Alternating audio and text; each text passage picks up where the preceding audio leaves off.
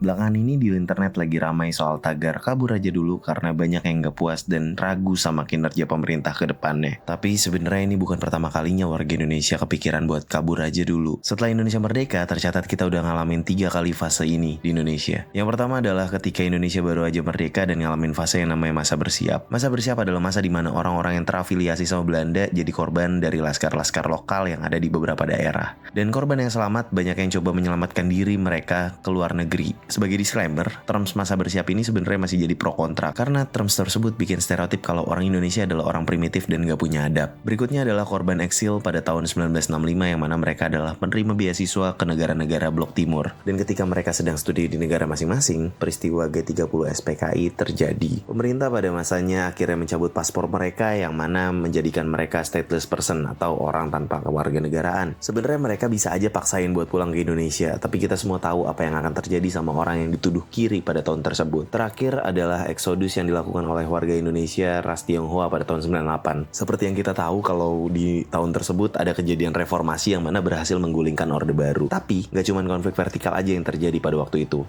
Ada juga konflik horizontal yang mana bikin orang Indonesia keturunan Tionghoa jadi korban. Gak tahu apa yang dipikiran orang yang persekusi warga keturunan Tionghoa pada waktu itu, karena sebenarnya mereka juga jadi korban rasismenya pemerintah Orde Baru pada masanya. Balik lagi ke topik, peristiwa 98 banyak bikin warga keturunan Tionghoa buat coba kabur ke luar negeri. Dan gak sedikit juga orang zaman sekarang yang raguin nasionalismenya mereka. Padahal ya mereka kabur buat selamatin nyawa mereka dan keluarganya. Dan sekarang hashtag kabur aja dulu muncul karena pada ragu sama keadaan Indonesia ke depannya. Tapi bukannya meyakinkan rakyatnya yang udah capek bayar pajak, pemerintah malah nuduh mereka nggak nasionalis. Ada.